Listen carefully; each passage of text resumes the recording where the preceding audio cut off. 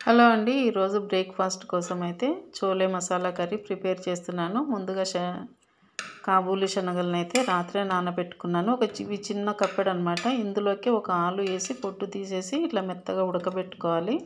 ఉడకబెట్టుకున్న తర్వాత వీటిని పక్కకు తీసుకొని ఇందులోకి మసాలాలైతే కారం 1 టీ స్పూను, ముప్పావు టీ స్పూన్ వరకి ఉప్పు, అలాగే ధనియా, జీరా పౌడరు, ఇది గరం మసాలా పొడి, గరం మసాలా అయితే ఒక ఇలాచి, ఒక లవంగం, కొంచెం షాజీరా, పసుపు తగినంతగా, ఒక పెద్ద సైజు టమాటో, కొత్తిమీర సగం కట్ట, 2 పచ్చిమిరపకాయలు, అలాగే ఒక పెద్ద సైజు ఉల్లిపాయ కట్ చేసి పెట్టుకోవాలి. ఇప్పుడు ఈ శనగల్లో ఉన్న ఆలునైతే ఇలా మెత్తగా స్మాష్ చేసుకోవాలి. ఇప్పుడు స్టవ్ మీద బాండి పెట్టేసుకొని అందులోకి 1.5 టేబుల్ స్పూన్ వరకు ఆయిల్ వేసుకోవాలి. ఆయిల్ వేసుకున్నాక ఇది చిటపట్లాడగానే తీసుకున్న గరం మసాలా ఇందులో వేసుకోవాలి. వేసుకున్నాక కట్ చేసి పెట్టుకున్న ఉల్లిపాయ ముక్కలు ఉన్నాయి కదా, అవి కూడా ఇందులో వేసుకొని 1 నిమిషం పాటు వీటిని వేగనివ్వాలి ఉల్లిపాయల్ని. ఇది కొంచెం వేగిన తర్వాత ఇందులోకి అల్లం వెల్లుల్లి పేస్ట్, ఒక చిన్న అల్లం ముక్క, 2 వెల్లుల్లిపాయలు దంపేసుకున్నాను. అప్పటిదప్పుడు దంపేసుకుంటే బాగుంటుంది కదా కొంచెం మసాలా కర్రీలోకి. అట్లా దంచుకున్నది ఇందులో వేసుకోవాలన్నమాట. కొంచెం ఉల్లిపాయ వేగిన తర్వాత వేసుకుంటే సరిపోతుంది.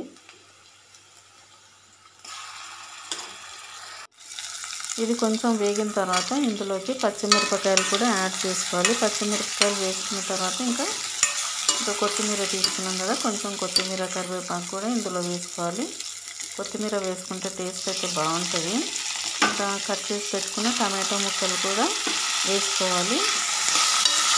ఇందులోకి ఒక 2-3 పెద్దలు చింతపండు నానబెట్టి పులుసు పిండుకుంటే కూడా బాగుంటుంది. మాకు చింతపండు ఎక్కువ వాడం కాబట్టి పెద్దది టమాటోనే వేసుకున్నాను. ఇప్పుడు తీసుకుని ఇక్కడ ఉప్పు, పసుపు, కారం, గరం మసాలా ఇవన్నీ కూడా ఇందులో వేసుకొని కొంచెం టమాటో మగ్గేంత వరకు ఇట్లా కలుపుకోవాలి. కలుపుకున్నాక ఆల్రెడీ శనగల్లో ఆలునైతే స్మాష్ చేసుకున్నాం కదా, అందులోనే ఒక చిన్న గ్లాస్ వరకు వాటర్ వేసుకోవాలి. వేసుకున్న తర్వాత అది మొత్తం ఇందులో తాలింపులో వేసుకోవాలి. వేసుకున్నాక బాగా కలిపేసుకొని ఒక 5-6 నిమిషాలు ఉడికించుకుంటే సరిపోతుంది.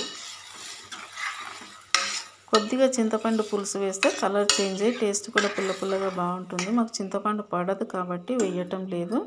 ఇంకంతే, ఒక 5-6 నిమిషాలు ఉడికించుకుంటే కర్రీ అనేది, చోలే మసాలా అనేది రెడీ అయిపోతుంది. ఇది పూరీకైనా చపాతీకైనా టేస్ట్ అయితే చాలా బాగుంటుంది.